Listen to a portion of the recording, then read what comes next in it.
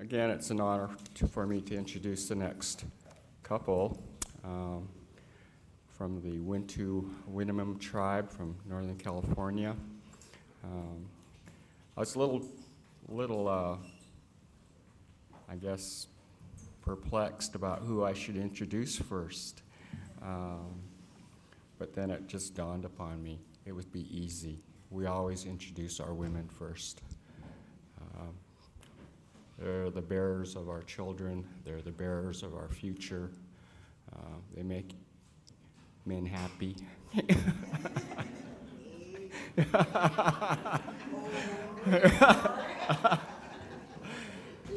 and they're humorous. It's an honor for me to introduce Caleen Sisk-Franco, tribal and spiritual leader for the Winnemem-Wintu tribe. She's the great niece and successor of Florence Jones and is now the spiritual doctor and chief of the Winnemem-Wintu tribe, married to tribal member Mark Franco. She is the mother of 2 children, Mike and Maureen.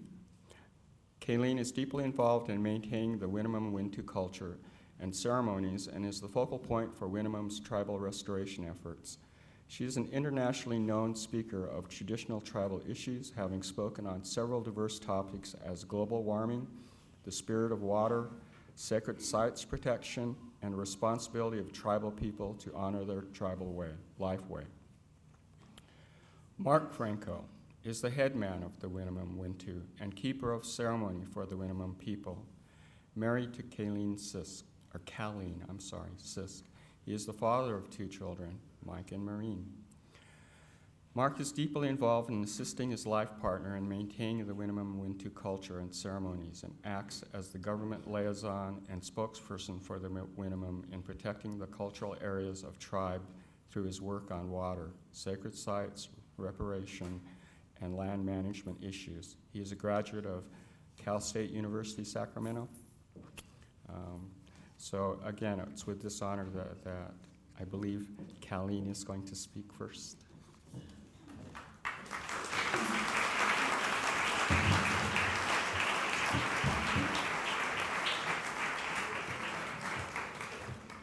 How tall I am. I don't have to peek over the podium to see you all. That's nice. Hesam chalit. Sawa mayames belas bom. Ukawin ilawi. Udumpa. I'm glad to be here. I refer to you as all of my friends, that you're here, that you've come to listen to the good words of the people that can share those, to come out. They come from somewhere. And that's kind of what I want to talk to you about today, is that I think there are a lot of scientific information out there about water. There's a lot of scientific information out there about bottled water and the problems that are appearing and probably becoming more knowledgeable as campuses investigate these issues. But I think that what is not shared, that people like us and Agnes and others around the indigenous world have not forgotten. We still have a memory of what it was before modernization, before things came out of the tap.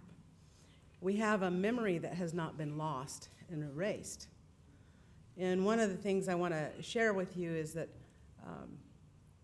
we have ways of knowing things, either by dreams or by spiritual places or by stories that are called stories now that the elders actually lived.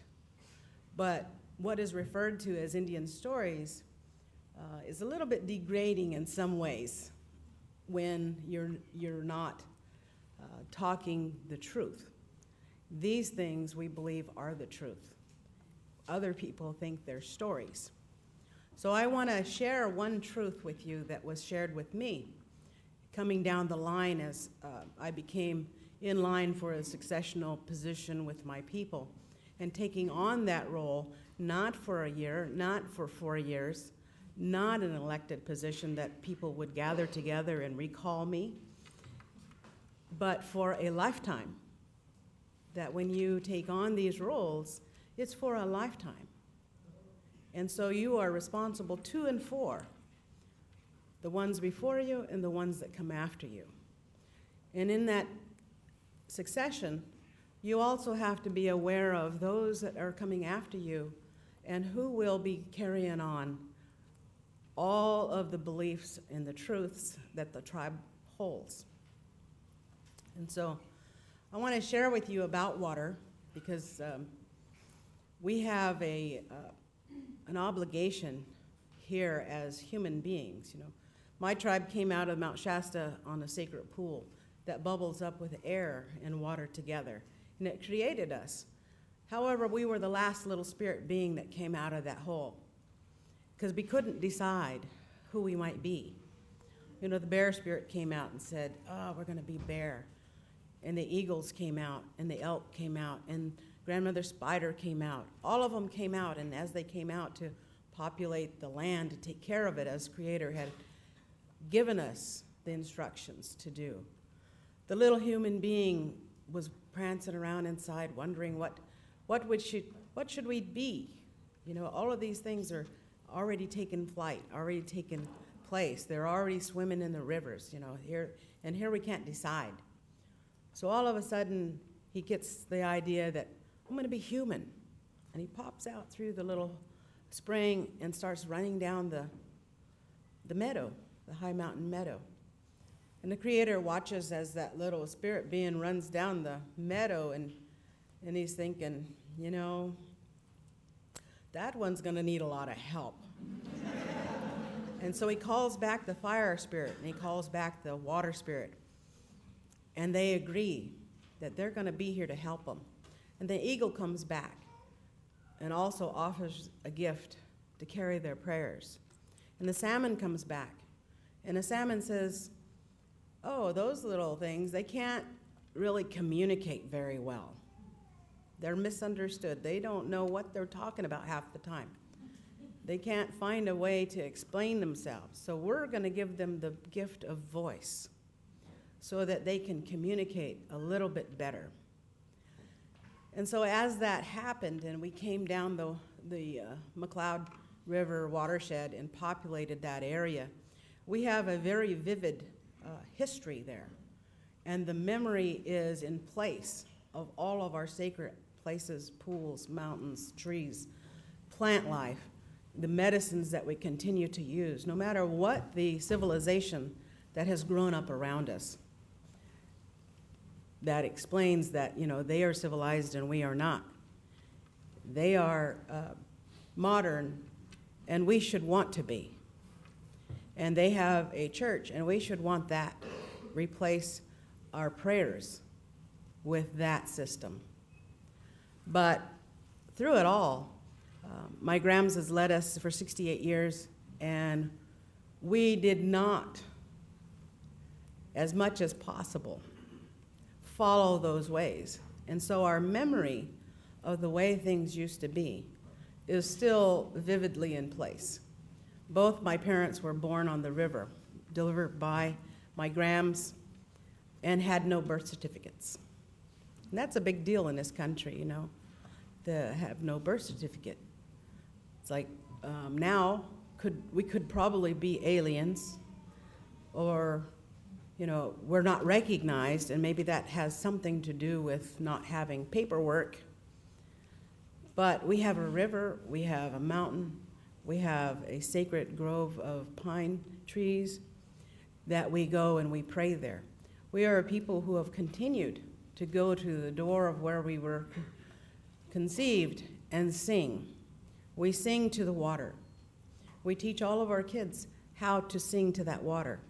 But they are not even allowed to go there until they're at least 18 or 17, depending on their maturity level. Some as early as 15, if they're mature enough to be there. That's when they learn how to sing, because it's so powerful there. That the water from that spot is so powerful that you could lose yourself. And so we protect them in that way because that's our tradition. And that also is a big burden on us to assure that that spring will be there in 15 years as the babies are born this year. For 15 years, we have to protect that site from New Agers, for IAMers, from crystal seekers, from other forms of seeking spirituality, from market-based spirituality activities on the mountain and at the spring. And it's a big job when you're unrecognized by the government. However, people don't know how to behave when they're out there, when they're there at that sacred place. We find a lot of crystals stuck in the spring itself. It's like these springs are so delicate, they're so sensitive, that if all of the crystals that were placed in the spring were left there, it would choke it off. It would bury it. And these places like this are from Creator. They don't need any of our help. They don't need any of the things that we think we're blessing them with. They are greater than us in that way. And so in our culture, when we fought for that area to oppose the ski lodge, that the archaeologists came in, the know-it-alls for modern civilizations, and they found nothing, no evidence, no campfires, no obsidian pieces, no stone tools, all of the things that they knew were not there. But it is in our custom that that place is so spiritual that you don't leave anything there, nothing. If you drop something and somebody sees it, they must pick it up and take it out. It can't be left there because it's so powerfully spiritual. So we had a hard time because anthropologists and archaeologists base their whole thought of our existence on our kitchens and not on our spiritual beliefs or our cultural ways or the sacred places, our ways of knowing. Now, one of those ways,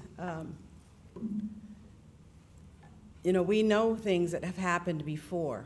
And one of the things that happened before is that a long time ago in the villages, Memloimus came from out of the grounds, just like our spring. She came out of the grounds and she decided to live in the villages with the people. And with her, she brought water. And she was there for a long time, and the people forgot how to treat water. They forgot how to take care of water. They started being reckless and disrespectful to the water. And Memloimus was downhearted about that. She was really upset about what was going on. Even her own kids were starting to act that way. So she went outside the bark house, and along came Kahit, and Kahit picked her up and took her. Kahit is the wind doctor, and Kahit picked her up and took her.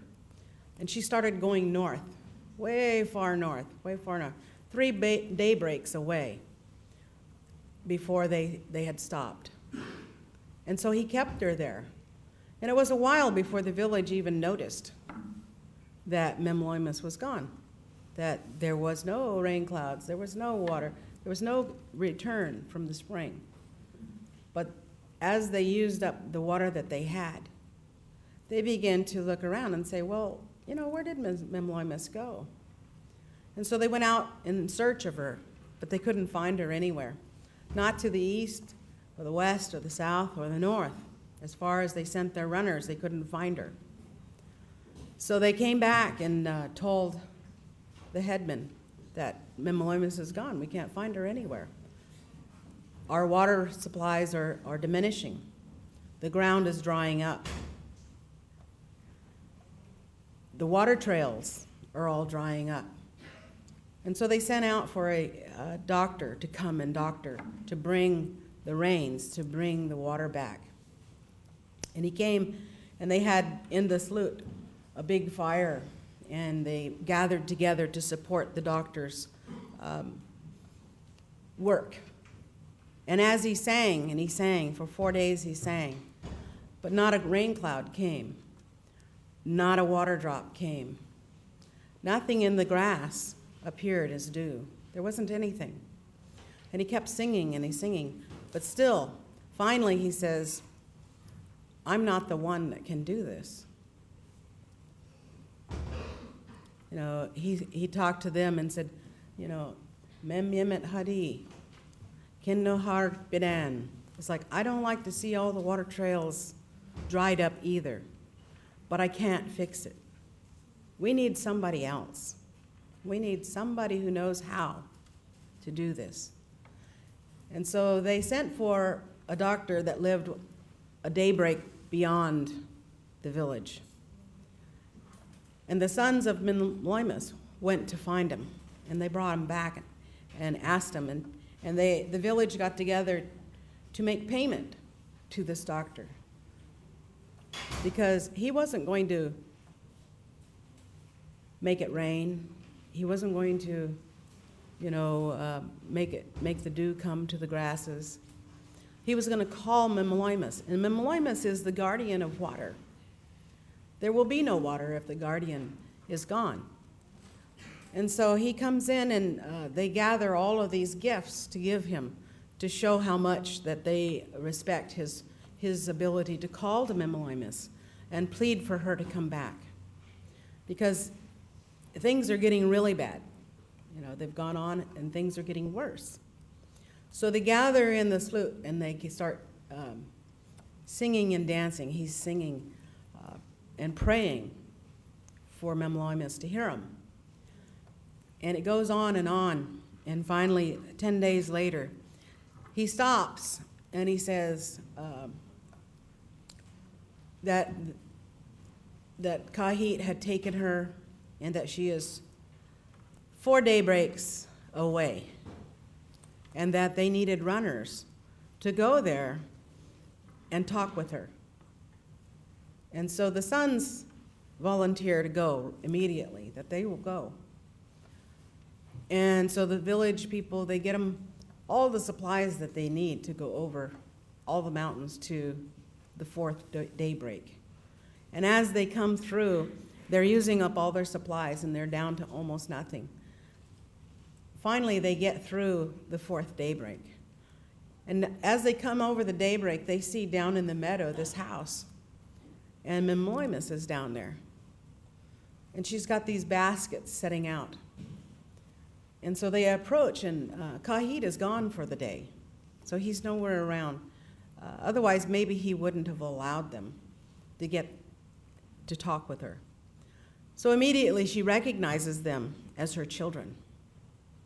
And they tell her that in the sweat house, the slahit, that Hubas has become so thin and dry that he's tightened up his twines to the point where he's almost cut in half. And Hubas is a yellow jacket. And so as she hears all of the stories about the different ones that she knows of, the grandpas and the grandmas and the little ones, her heart goes out to them, and she says, well, I can't come back to live with you, but I will send you home with a basket of water. So as they start back with their basket of water, they're so excited to have this that they're running through the daybreaks, running through the time, and as they go along, they're spilling the water. But back at home, the doctor is still singing and dancing, and he stops and he takes this little tiny basket and he puts it over the smoke hole of the house, and he sets it there. And as he's singing and dancing, water drop comes and fills it up, fills up that little tiny basket. And so he looks down at the water and he prays over it, and he says that Hubert should have the first drink, because Hubert is almost cut in half from the dryness that has happened to them. And Hubert says, oh no, leave that for somebody else, because it's too late for me. There's not enough water in that basket for all of us. But instead, the Indian doctor says, no, you have to take it. you have to take the first drink. So Hubert decides, okay, for the rest of the children, that he'll take that drink. But as he took that drink, he kept drinking and drinking. And the others watched on as if there wouldn't be any for them when they were done, when he was finished.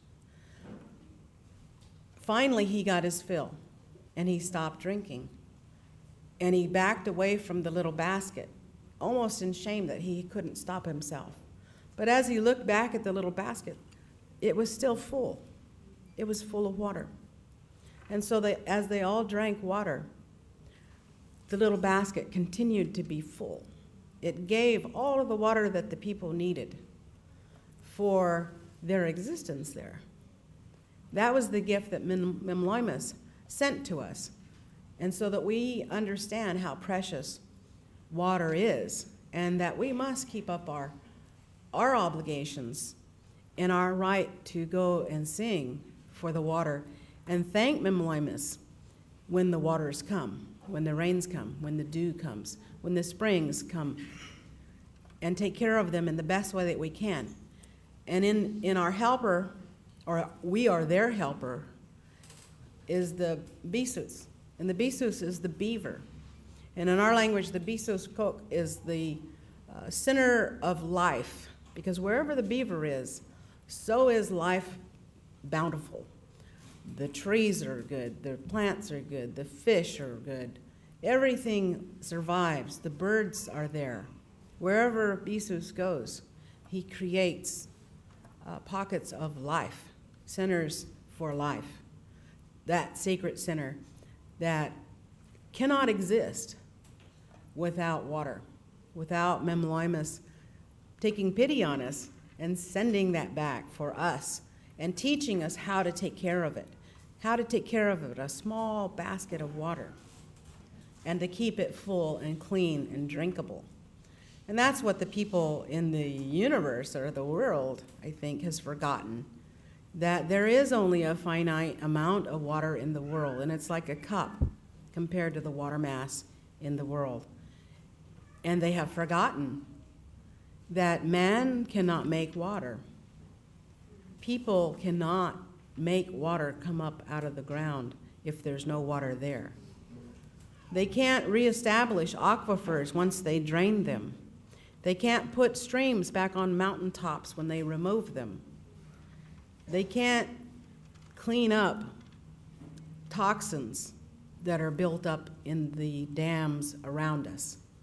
That dams might have been a bright idea at one time or another, but in our area, we're fighting the raise of Shasta Dam, and we said, why don't you just take out the sludge from the bottom of the dam, create more water storage? They said there's 60 foot of toxins in the bottom of the dam, and we can't take it out, or we don't want to try to take it out. And so the bright idea is to build the dam higher, because I guess the future generations are going to be smarter, and they will know how to take out toxins that are greater than 60 foot in all of these dams.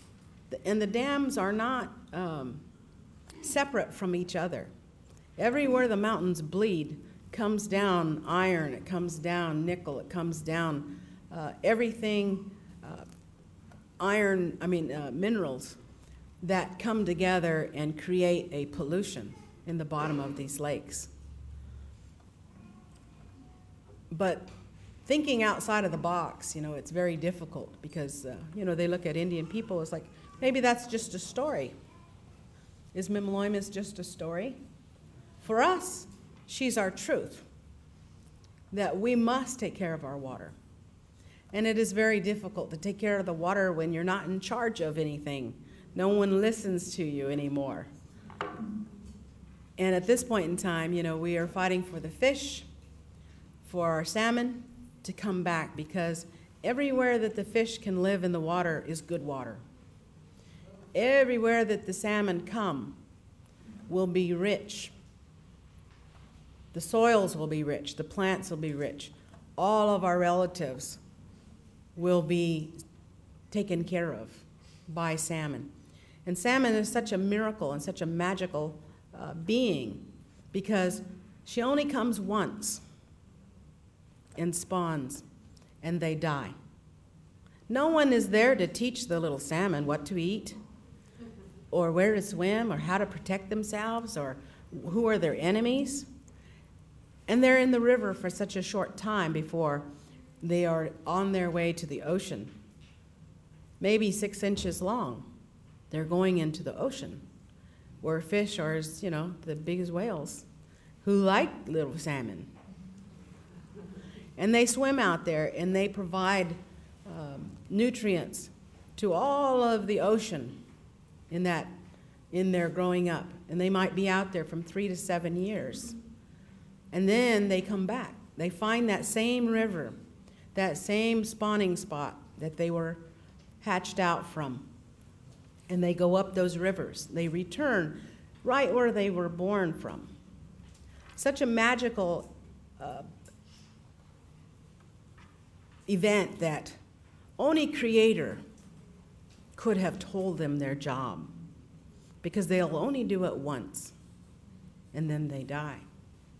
They feed us that our DNA is a part of them, and so we can't erase that memory that we have. On our river, they have blocked our salmon since 1940. We now have a chance to return the salmon that was sent to New Zealand back to the McLeod River.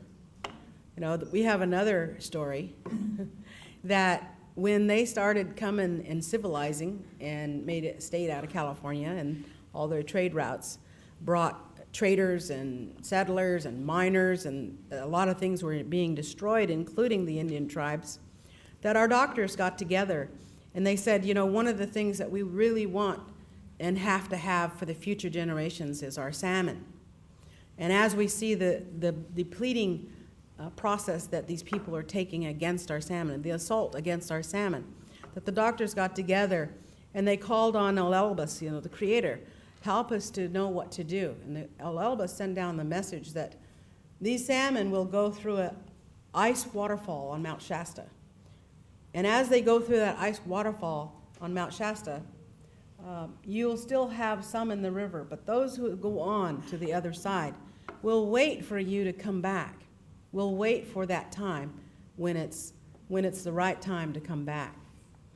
Well, in our efforts to protect water, to protect the salmon, to protect our sacred sites, we did a war dance on Shasta Dam not against the United States, but against the idea that they were going to further damage the sacred sites, that we had to tell the sacred sites, we're still here, we're still singing, we're still doing everything we can to make this stop. So after that dance, we got a message from New Zealand that said, we have your salmon. Would you like to have them back? And in the 1800s, they say that the fish hatchery sent salmon all over the world, and the only place that they took was in New Zealand. But New Zealand also has a mountain that they named Mount Cook. And on Mount Cook, there is a nice waterfall that comes out the opposite direction that our waterfall is. And so we believe in our hearts that's where we sent them to wait. And now we have rediscovered and making that connection. Is that just a story, or was that the truth? For us, it is a truth that our ways of knowing comes from the sacred beings, the sacred places, and that if we can slow down enough to listen and try to understand and go to those places, then we can be better people. And that's our goal in life, is to create good people. Maybe not the most educated people, but definitely good people. Ones that know how to take care of each other, ones that know how to take care of their children, ones who know how to be happy and take care of our life in the best way that we can, in the lives of all our relatives. Do our jobs.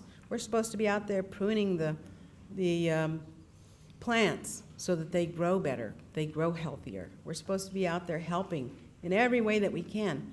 But it seems as though the societies now have gotten lazy and, we're waiting for the tap water to fulfill our needs instead of having a relationship with a spring or a river or a mountain in the same ways that these are ways of knowing. So I wanted to share that with you and to say that, you know, the blessings that Grandma Agus has put out here for us to think about water and to pray over the water and to make that a part of our knowledge base and not take it for granted, because the way that the world is heading right now, there is not going to be enough water because, you know, one of the things that I don't hear enough of is that how many rivers are already contaminated? How many rivers are already polluted? How many rivers can you not drink out of? How many streams and mountain streams are already, you know, gone beyond our usage? But you have to remember, it wasn't so long ago that you could drink out of every stream and river here. Now they're saying, oh, we don't know what to do, you know. But maybe we could stop contaminating some of these places and try to go back, take it back. Like they were talking about the removal of the dams. That's one big thing that can be done, because now the rivers can clean themselves. Now the ocean will get the sediments that it needs to have the oxygen for all of its life that provides us life. You know, and we have to stop being so greedy. So I'm going to thank you, and I hope I didn't use up all the time. Thank you very